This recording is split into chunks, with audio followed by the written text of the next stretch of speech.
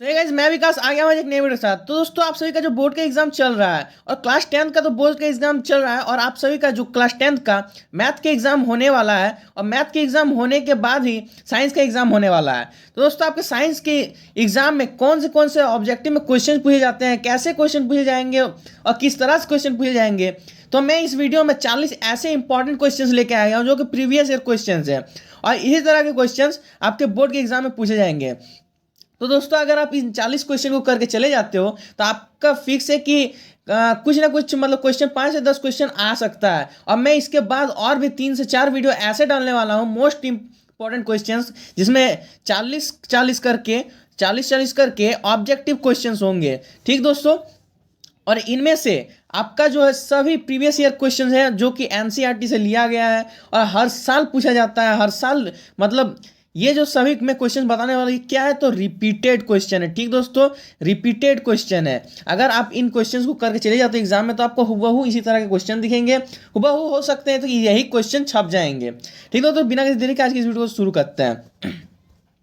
एक number question क्या है दोस्तों, एक नंबर क्वेश्चन पूछा गया है दाढ़ी बनाने में किस प्रकार के दर्पण का उपयोग किया जाता है। तो दाढ़ी बनाने में किस प्रकार का ऑप्शन उपयोग किया जाता है दर्पण का, तो अवतल दर्पण का। इसका ऑप्शन सी सही आंसर हो जाएगा। अब आते हैं 2 नंबर में। 2 नंबर क्या है, गोले दर्पण में फोकस दूरी एवं वक्रता त्रिज्या के बीच संबंध।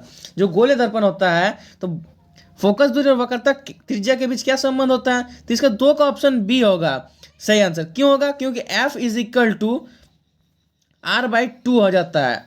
इसका एक फॉर्मूला होता है, इसका वक्रता त्रिज्या का क्या हो जाता है, संबंध हो जाता है। अब 3 नंबर में क्या पूछा गया है, प्रकाश के अपवर्तन की क्रिया में कौन सी भौतिक राशि अपरिवर्तित रहती है।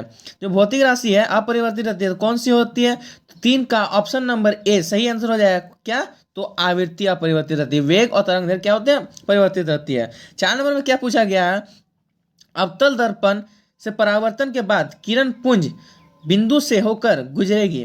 जब अवतल दर्पण में जो परावर्तन होगा तो किरण पुंज कौन से बिंदु से होकर गुजरेगी, तो दोस्तों 4 का ऑप्शन बी सही आंसर हो जाएगा। क्यों दोस्तों, क्योंकि अवतल दर्पण परावर्तन जब भी होता है तो वो किरण पुंज कहाँ से होकर गुजरती है, तो ऐप से होकर गुजरती है, मतलब फोकस से होकर गुजरती है।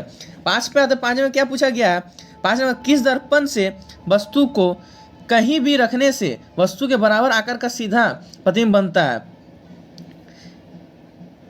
किस दर्पण से वस्तु को कहीं भी रखने से वस्तु के बराबर आकार का सीधा प्रतिबिंब बनता है, तो कहां पर दोस्तों, तो 5 का ऑप्शन सी सही आंसर हो जाएगा, समतल दर्पण। समतल दर्पण में क्या होता है, वस्तु को कहीं भी रखने पर वस्तु का आकार क्या होगा, बराबर और सीधा प्रतिबिंब बनता है। ठीक। 6 नंबर में क्या पूछा गया है, प्रकाश के अपवर्तन के कितने नियम होते हैं। जो प्रकाश का अपवर्तन है दोस्तों, तो प्रकाश का अपवर्तन कितना नियम है, तो 2 नियम है। ऑप्शन बी इसका सही आंसर होगा। 7 नंबर पूछा गया है, किसी गोले दर्पण की वक्रता त्रिज्या 50 सेंटीमीटर है तो उसकी फोकस दूरी होगी।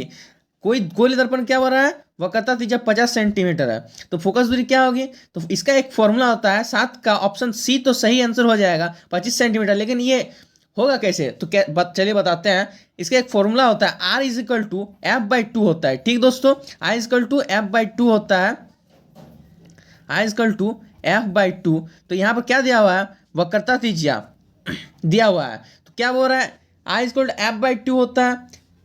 वक्रता त्रिज्या कितना दिया हुआ है, 50 सेंटीमीटर, तो इसका 50/2 इसको काट देते हैं तो कितना आ जाता है, 25 सेंटीमीटर। इसका सही आंसर क्या हो जाएगा, 25 सेंटीमीटर। तो दोस्तों इसका सही आंसर ऑप्शन नंबर सी सही आंसर हो जाएगा।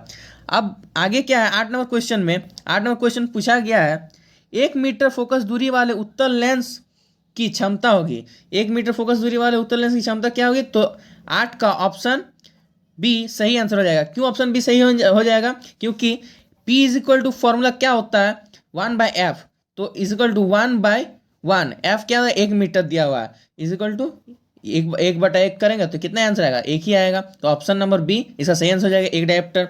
9 में आते हैं, किसी उत्तल लेंस की फोकस दूरी हमेशा क्या होती है, उत्तल लेंस की जो फोकस दूरी होती है हमेशा क्या होती है दोस्तों, पॉजिटिव होती है। तो इसका ऑप्शन नंबर ए सही आंसर हो जाएगा। 10 में क्या है, प्रकाश का वेग न्यूनतम होता है। तो प्रकाश का वेग न्यूनतम कब होता है, तो 10 का ऑप्शन बी, प्रकाश का वेग न्यूनतम होता है तो किसमें प्रकाश का वेग न्यूनतम होता है दोस्तों, तो ऑप्शन डी इसका सही आंसर हो जाएगा, कांच में। 4 डायप्टर वाले क्षमता वाले अवतल लेंस की फोकस दूरी क्या होता है, तो दोस्तों हम सभी को फॉर्मूला मालूम है, P is equal to 1/f होता है और F is equal to 1/p हो जाता है। तो P के जगह में कितना 4 दिया हुआ है, तो F is equal to 1/4 is equal to 0.25 हो जाएगा। ठीक दोस्तों, 0.25 हो जाएगा। और किसमें सेंटीमीटर में बदलना है, तो 0.25 है, 0.25 है। इसको अगर हम 100 से गुना करते हैं और इस यहाँ से पॉइंट हट जाता है तो 100 यहाँ आ जाता है, ये कट जाएगा, तो कितना आंसर हो जाएगा, ऑप्शन बी इसका सही आंसर हो जाएगा, 25 सेंटीमीटर। ठीक दोस्तों, अब आते हैं 12 नंबर क्वेश्चन पे। तो 12 नंबर क्वेश्चन में क्या पूछा गया है, किसी उत्तल लेंस का फोकसांतर 50 सेंटीमीटर है तो उसकी क्षमता क्या होगी, इसमें हमको क्षमता निकालना है। तो ठीक दोस्तों, तो हमें फॉर्मूला पता है, P इज इक्वल टू क्या होता है, 1/f होता है। ठीक, 1/f होता है इज इक्वल टू 1/f की जगह हम कितना 50 दिया हुआ है, इसको अगर हम निकालते हैं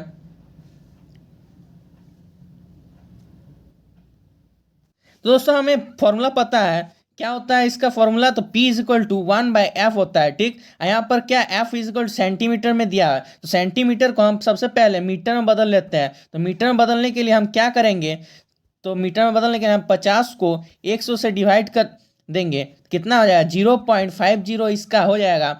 और हमें फॉर्मूला क्या पता है, P is equal to 1/f। ठीक दोस्तों, तो यहाँ पर 1/0.5 हो जाएगा, यहाँ से एक जीरो पॉइंट हटाएंगे तो यहाँ एक जीरो लग जाएगा, तो इसका हो जाएगा 2। तो इसका आंसर हो जाएगा 2 डायप्टर। ठीक दोस्तों, क्या हो जाएगा आंसर इसका, 2 डायप्टर। ऑप्शन नंबर सी इसका सही आंसर हो जाएगा। अब 13 नंबर क्वेश्चन में क्या है, प्रकाश का वेग सर्वाधिक होगा। तो प्रकाश का वेग सर्वाधिक किसमें होता है, दोस्तों प्रकाश का वेग सर्वाधिक होता है, 13 का ऑप्शन डी सही आंसर हो जाएगा। निर्वात में प्रकाश का वेग क्या होता है, सर्वाधिक होता है। 14 नंबर में क्या है, दिए गए प्रक्रम में कौन ऊष्माक्षेपी है। ऊष्माक्षेपी कौन सा है, तो दिए गए प्रक्रम में 14 का ऑप्शन ए सॉल्यूशन जो है एक ऊष्माक्षेपी अभिक्रिया है। ठीक दोस्तों, 15 नंबर, चिप्स के पैकेट विकृत गंधिता से बचने के लिए कौन सी गैस डाली जाती है, जिसमें नाइट्रोजन गैस डाली जाती है। ठीक, अब आगे क्या है, जंग लगना किस प्रकार की अभिक्रिया, तो जंग लगना किस प्रकार की अभिक्रिया है दोस्तों, तो 16 का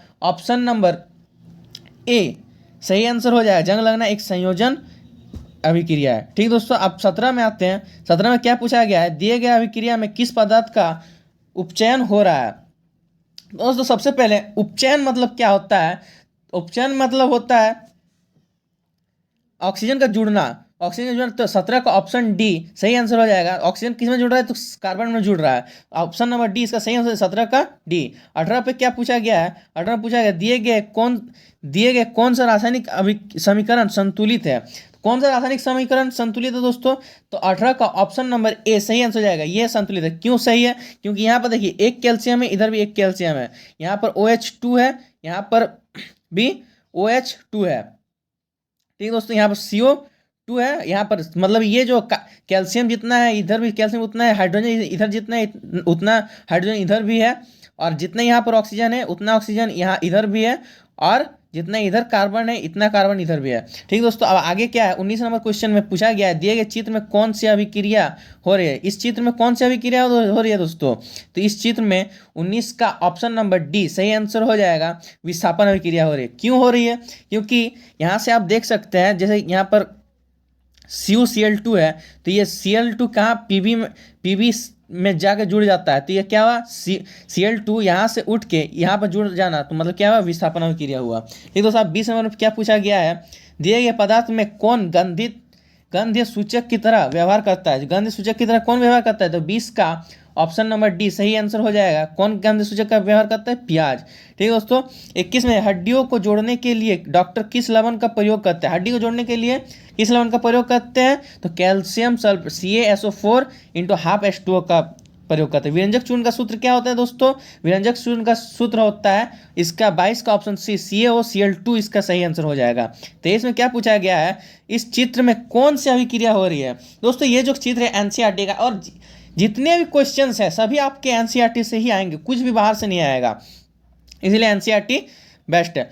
23 का ऑप्शन नंबर क्या हो जाएगा, ये जो चित्र है क्या अभिक्रिया दर्शा रही है, 23 का ऑप्शन बी सही आंसर हो जाएगा, वियोजन अभिक्रिया को यह दर्शा रही है। अब 24 में आ जाते हैं। 24 में क्या पूछा है, टमाटर में कौन सा अम्ल पाया जाता है। तो टमाटर में दोस्तों कौन सा अम्ल पाया जाता है, तो 24 का ऑप्शन नंबर डी ऑक्जेलिक अम्ल पाया जाता है, सही आंसर हो जाएगा। 25 में क्या पूछा गया है, करण प्रक्रिया में होती है। तनुकरण प्रक्रिया में क्या होते हैं दोस्तों, इसका ऑप्शन नंबर सी सही आंसर हो जाएगा। H+OH- आयन के सांद्रण में कमी होती है, तो 25 का ऑप्शन नंबर सी सही आंसर हो जाएगा। अब आते हैं दोस्तों 26 में, निम्नलिखित में कौन प्रकाश्य वियोजन का उदाहरण है। प्रकाश्य वियोजन का उदाहरण क्या है, कौन सा है दोस्तों, तो 26 को ऑप्शन ए सही आंसर हो जाएगा। AgBr गिव्स आउट Ag+Br, ये क्या हो जाएगा, प्रकाश्य वियोजन का उदाहरण है। 27 में क्या पूछा गया, अमीबा अपने किस अंग से भोजन ग्रहण करता है। तो दोस्तों अमीबा किस अंग से भोजन प्राप्त करता है, तो ऑप्शन सी इसका सही आंसर हो जाएगा, कूटपाद विधि से। अब 28 में क्या पूछा गया है, 28 में पूछा गया पाचन प्रक्रिया में वसा का इम्लिशीकरण कौन करता है। जो पाचन प्रक्रिया वसा का इम्लिशीकरण कौन करता है दोस्तों, तो 28 का ऑप्शन डी सही आंसर हो जाएगा, कौन करता है, पीत करता है। अब 29 में, निम्नलिखित में किस जीव में स्वपोषी पोषण होता है, किस जीव में स्वपोषी पोषण होता है, तो 29 का ऑप्शन नंबर डी सही आंसर हो जाएगा, तो आम में। ठीक दोस्तों, मानव हृदय में कितने कोष्ठ होते हैं, तो 30 का ऑप्शन डी सही आंसर हो जाएगा, 4 कोष्ठ होते हैं। श्वसन वर्णक किसे कहते हैं, जो श्वसन वर्णक होता है उसे किसे कहते हैं दोस्तों, 31 का ए सही आंसर हो जाएगा, क्लोरोफिल को श्वसन वर्णक कहते हैं। अब 32 पे आता है उत्सर्जन तंत्र की क्रियात्मक इकाई क्या है। जो उत्सर्जन तंत्र है दोस्तों उसकी क्रियात्मक इकाई क्या है, 32 का ऑप्शन सी सही आंसर हो जाएगा, वृक्काणु उत्सर्जन तंत्र की क्रियात्मक इकाई है।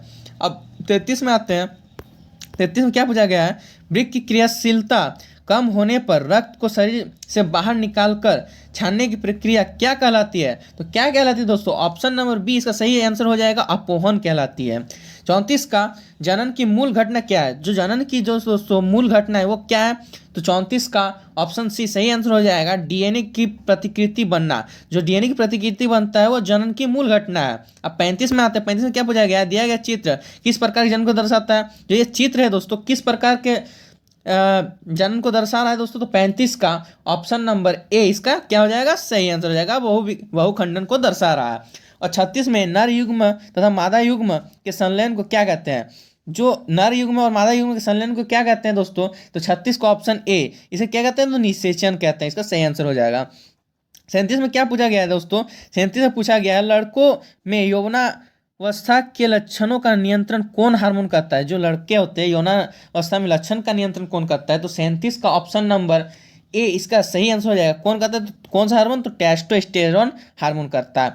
अब 38 में सौर स्थिरांक का मान क्या है। जो सौर स्थिरांक है दोस्तों उसका मान क्या है, तो इसका ऑप्शन ए सही आंसर हो जाएगा, 1.4 किलोवाट पर मीटर इसको सौर स्थिरांक का मान है। नहीं दोस्तों, अब आगे 39 में क्या पूछा गया है, 39 में पूछा गया है जैव गैस का मुख्य घटक कौन सा है, तो 39 का ऑप्शन डी सही आंसर हो जाएगा। जैव गैस का जो मुख्य घटक है क्या है, तो मीथेन है। अब 40 में क्या पूछा गया है, महासागर या तापीय ऊर्जा प्राप्त करने के लिए महासागर के पृष्ठ के जल का ताप और 2 मीटर की गहराई के जल के ताप में कितना का अंतर होना चाहिए। जो अंतर है दोस्तों कितना का अंतर होना चाहिए, तो 20 डिग्री सेल्सियस का अंतर होना चाहिए महासागरीय ताप ऊर्जा प्राप्त करने के लिए। ठीक दोस्तों, तो दोस्तों आपको ये वीडियो कैसा लगा कमेंट करके जरूर बताएं, और इसी तरह के वीडियो पाने के लिए हमारे इस चैनल पे बने रहे। अगर आप चैनल पे नए हैं तो लाइक कमेंट और सब्सक्राइब करना बिल्कुल ना भूलें, और इसी तरह के वीडियो और भी आगे आने वाले हैं, इसीलिए चैनल को सब्सक्राइब जरूर कर ले और बेल आइकन को दबाना बिल्कुल ना भूलिए। दोस्तों ये तो मैंने 40 क्वेश्चन बताया, 40 को इसी तरह के 40 क्वेश्चन करके और से 3 से 4 वीडियो मैं लाऊंगा, क्योंकि ये बहुत ही मोस्ट इंपॉर्टेंट और सभी एनसीईआरटी से लिया गया क्वेश्चन में लेकर आ रहा हूँ। ठीक है दोस्तों, मैं हमारे चैनल में बने रहें।